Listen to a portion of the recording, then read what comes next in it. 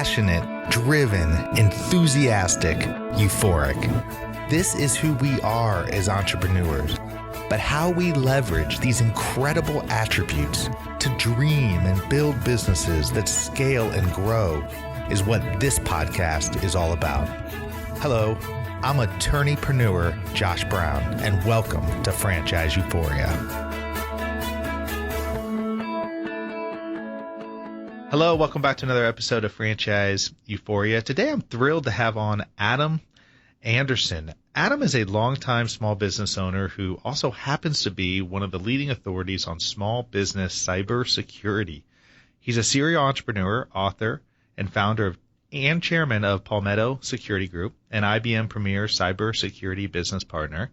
He recently launched Anzu's Group. Hopefully I pronounced that correctly. We'll see when I talk to Adam here in a minute.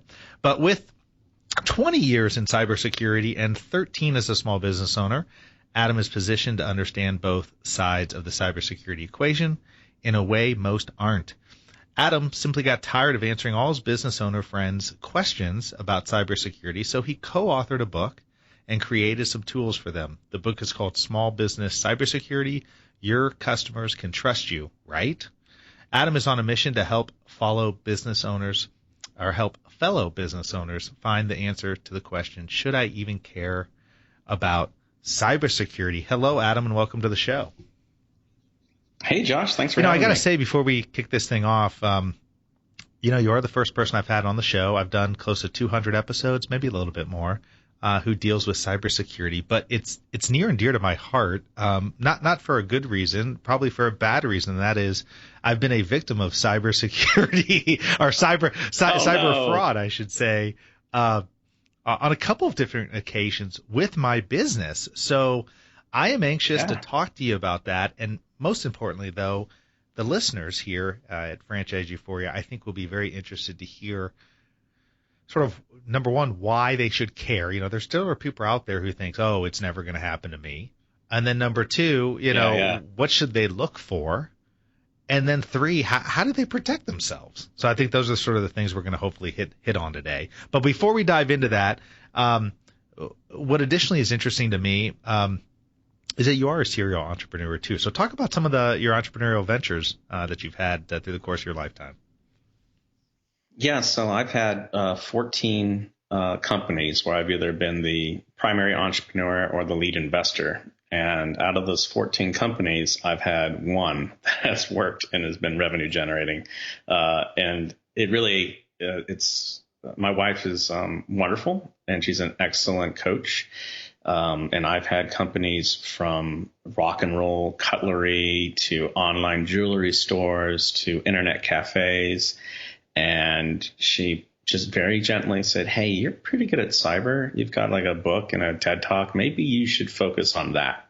I was like, oh, okay, great. So I dropped out of college, should have gotten my MBA, should have gotten some kind of degree, but instead I hemorrhaged around $2 million over 13 years launching companies. But on the plus side, I now have emotional scars on my heart for all the key business lessons I've learned. Well, leave it to our wives, right, to steer us straight. Right.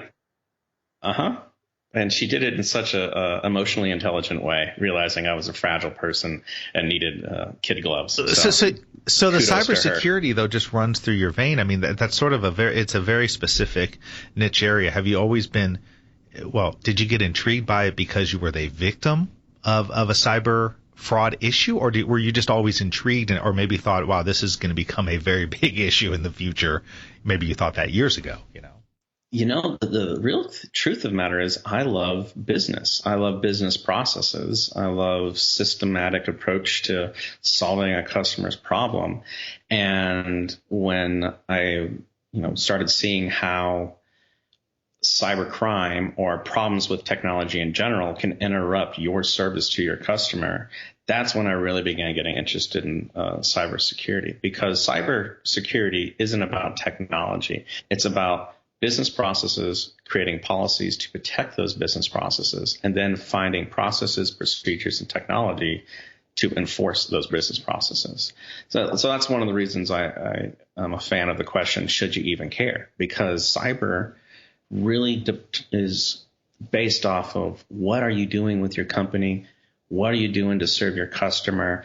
And does the math make sense to invest time into it? Because that's actually not the case for everybody. Well, so you have a really interesting TEDx talk that I listened to called Cybercrime Isn't About Computers, It's About Behavior. And I really love that title because I think for a lot of people, folks who maybe know a lot about technology, maybe don't, but who have businesses that aren't software companies, I think naively think, oh, this stuff can't affect me. But the reality is right. Those are probably the people that the cyber hackers are looking for the most, right?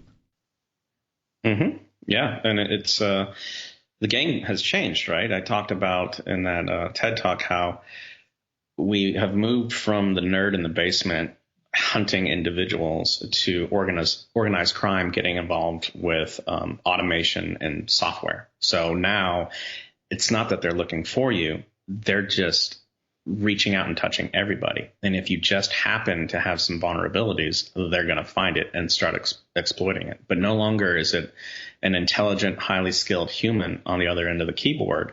It's a low skilled person running a program. So basically, if you can do QuickBooks Online or if you can manage Gmail, you have the basic skill sets to run a cybercrime initiative. So it's really moved from from technology to project. So management. Is it fair to say that if you're online in any capacity, or you have a smartphone, you have a computer, or you have anything in your business that's connected to the online world, you are a potential victim of a cybercrime, right?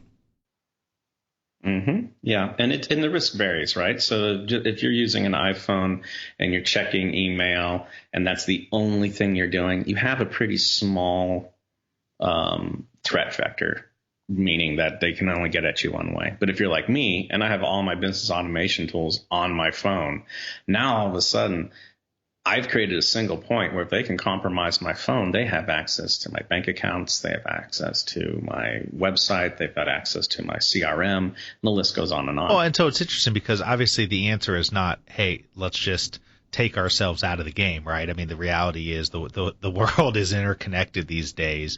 The answer, for some folks, they might think that. I don't think the people listening to this show are going to be thinking that. They're going to be thinking, well, how do you protect yourself? I think before we dive into that aspect of it, maybe you could provide sort of a general definition of what is cybersecurity and what are the main threats that small business owners, franchise owners should be on the lookout for. So I put that in three categories. The major threats. Well, let me back up and kind of lay out a definition of cybersecurity.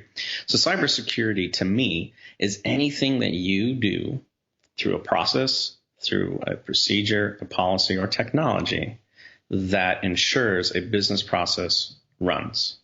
Right. So sometimes cybersecurity has nothing to do with technology. It just has to do with setting up the right kind of processes. And that brings you into your other side of that question, which is what are the major risks? And there's really three risks. The first risk is brand damage, right? So maybe you're a restaurant chain and there's a history of credit card information being stolen from all the various locations. Well, if you get a reputation to people's credit cards aren't safe at your location, that could be a real barrier. Maybe not put you out of business barrier, but it definitely hurts revenue. And by the way, that's where most cybercrime comes into play, is it doesn't put you out of business. It just takes your money. So reputation, the first one. Second one is direct theft of money, where they do either a extortion through ransomware, and they disrupt your business until you pay, or they actually break into accounts and do wire transfers. The third is theft of intellectual capital or trade secrets. Most of us running small businesses or franchises don't necessarily have to worry about that one. That's a really low risk because often we're doing services companies or we're doing some kind of business automation, but there's really no crown jewel for them to steal. So when I talk to my buddies, I say, look, pay attention to two things, your wallet and your reputation. Well, that's fascinating. I know for myself, I don't want to belabor the point on my situation, but I had a situation with my law firm a couple of years ago where somebody got a hold of, some folks basically created some falsified accounts and set them up in my law office name, and so they were charging large credit card transactions. All of a sudden, I would get calls, and they came rapidly. Mm-hmm. Oh, why'd you charge me? Why'd you charge my card $6,000? I've never used your law firm. And I thought, what the hell's going on here? I had to get the police involved, the FBI involved. Ultimately, they caught the people. But you talk about a total nightmare scenario, because not only am I having people calling me saying, because they don't know, they're like, why the hell are you charging my card? And I'm going, I don't even know what you're talking about. And so I looked at the whole thing. And so, from there, I had to add, I began, once we got that all figured out, which was a whole process, I then got signed on with one of those companies called Identity Guard. I don't know if you're familiar with them or not. And frankly, it might be something for you to talk about is, what do you think about those companies? Those companies that are there to protect you, that you pay a small monthly fee for. I mean, do you recommend those? Because I know anybody who goes through this kind of scenario, you get a free account for a while, and then it starts getting into a monthly recurable.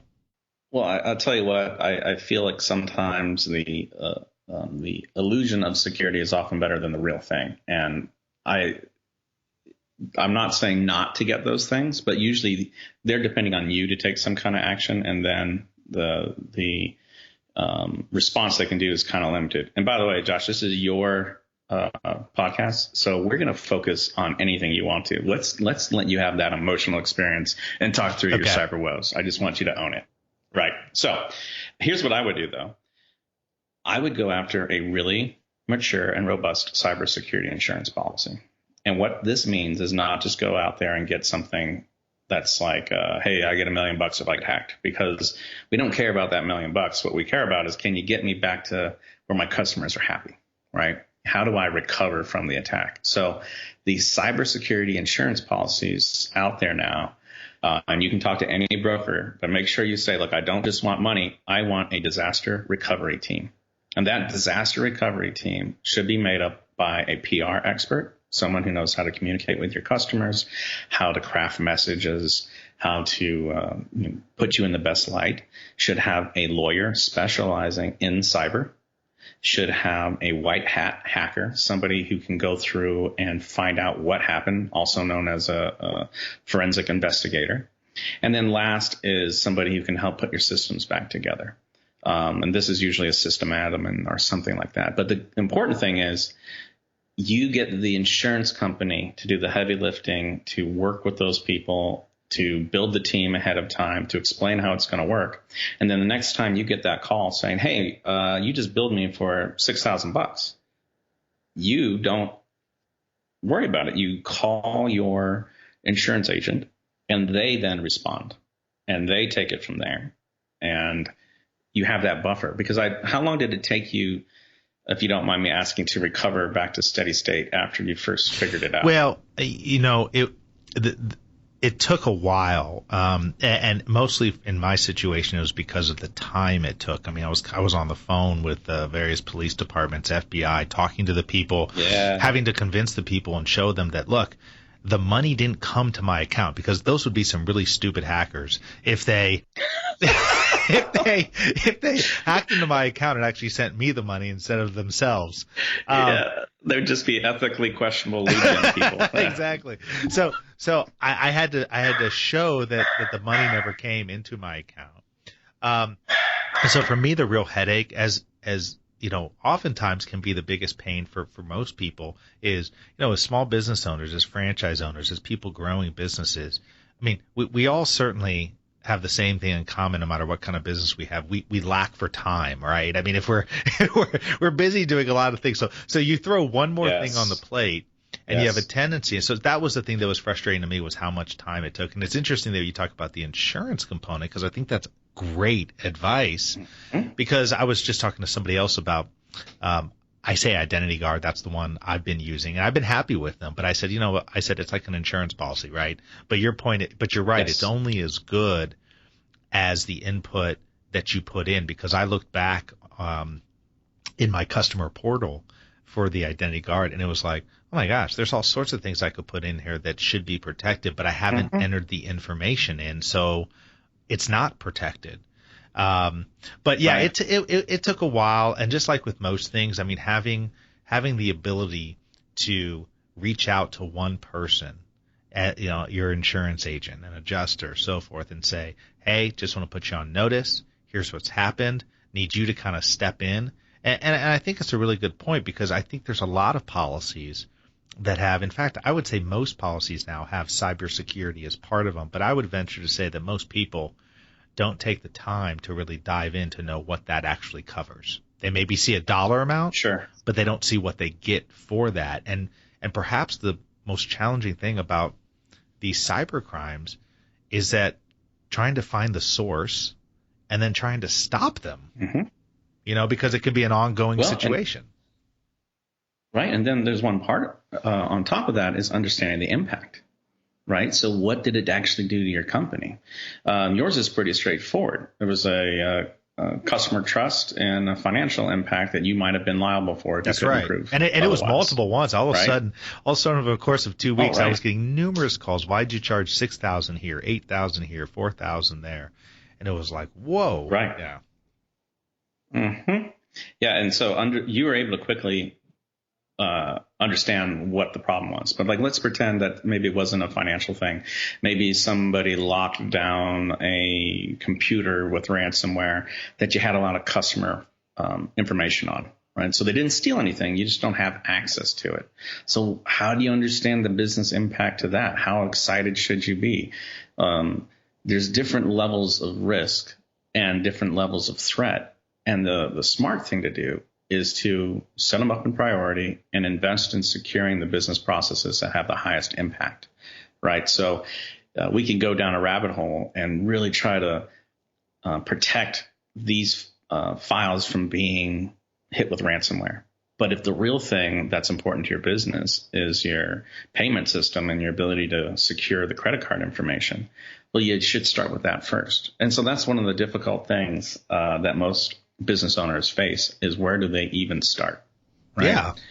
Well, and you, as I mentioned at the in the introduction, you got tired of answering all your buddies' questions, so I guess you sort of have put a system together, haven't you?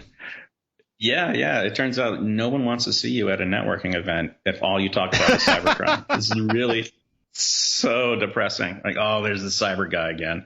So I had to come up with a lot of jokes and really work on my social skills in order to be accepted back into the community again. And so what I've done is I've put together 2 assessments. The first is a free online self-assessment. It's at adamanderson.info/euphoria.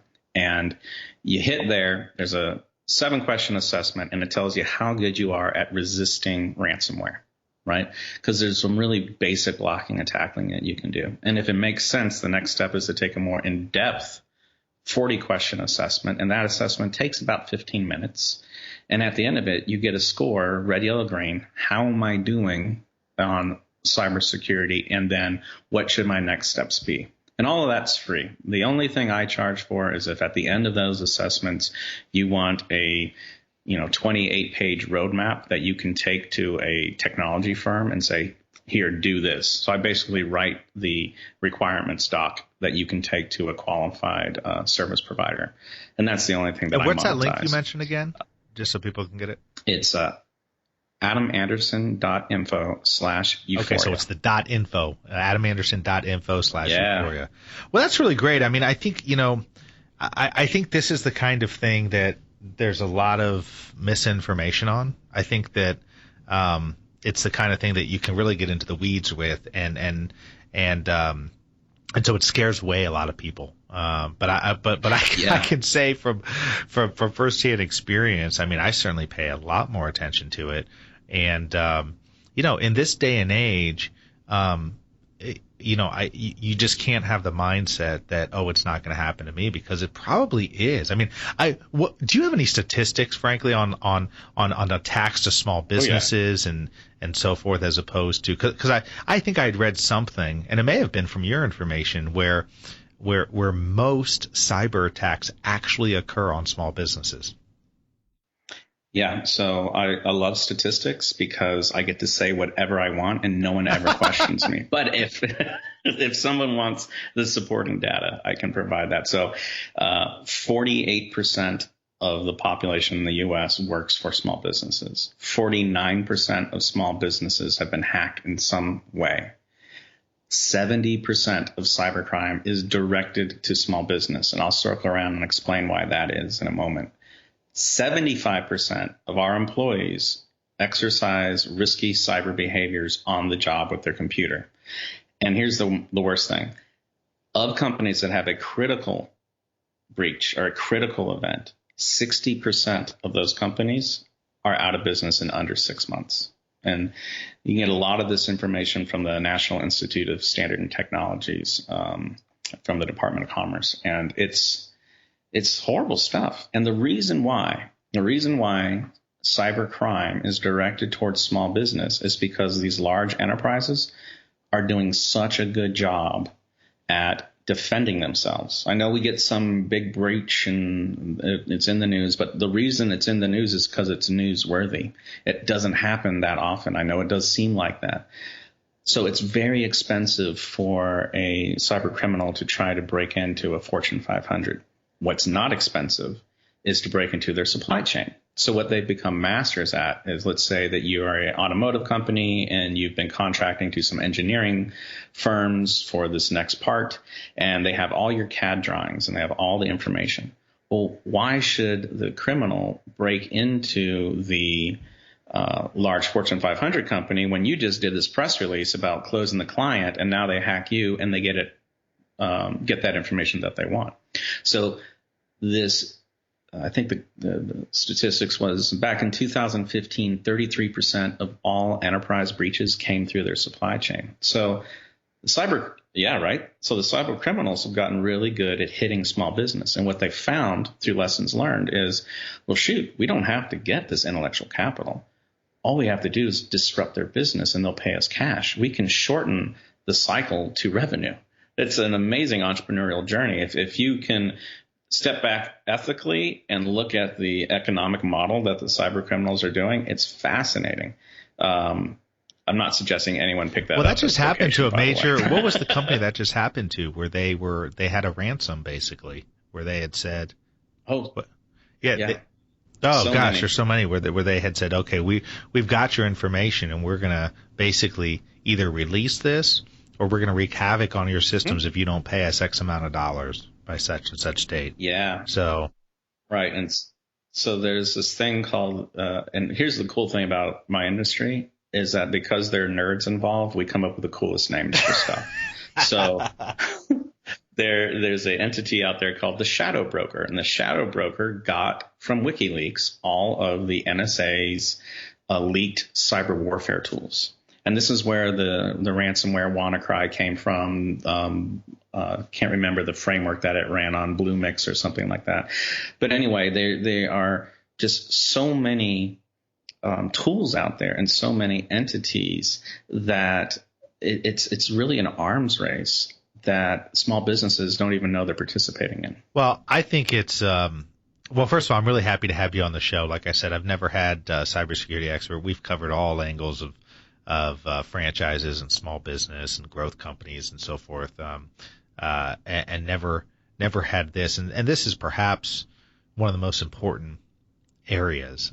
So I appreciate you reaching out. Obviously, there's a lot of information here, and I would just encourage everybody not only to go get your free self-assessment, but also to go check out your TED Talk. Just put in Adam Anderson in YouTube and it'll pop up, I think. That's I think how I saw it. So anyways, it's been great talking with you. I want to respect your time. I know you're a busy guy. But really if people just want to learn more about you, learn more about cybersecurity, where would you direct them? So I've really worked hard to try to put everything a business owner might need to know on my adamanderson.info page. But the best place is definitely to land on the /Euphoria. And, I'll make sure that the topics we talked about are represented there. So if there was something that caught your attention or you wanted more information, you can go that way. And I'll tell you what, one of the things I really kind of stumbled across is I thought everybody wanted to take this self-assessment by themselves. More and more often, I'm getting people saying, what I really want is for you to sit on the phone with me for an hour while I go through this self-assessment and hold my hand. And so, I think that's another option. It's just reaching out directly to me and seeing how I can help. And that's also on the adamanderson.info. Well, and we'll also have all the good links and info and everything on the show notes when the podcast goes live. So thank you, Adam. I really appreciate your time, and I'm sure you'll get some good feedback from this episode. At least I hope you do. Me too. Josh, thanks so much. I appreciate it. Thank you. Thanks for being with us today on the Franchise Euphoria podcast. If you enjoyed this episode, please be sure to go to iTunes and provide a review. Also, please remember that although Josh Brown is a licensed and practicing attorney, nothing contained in this podcast should be construed as legal advice, because it is not. The information contained in this podcast is general and educational in nature, and none of it should be relied upon as legal advice.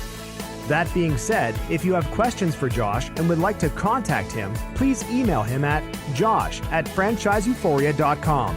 Thank you so much for listening, and we hope you tune in to our next weekly episode.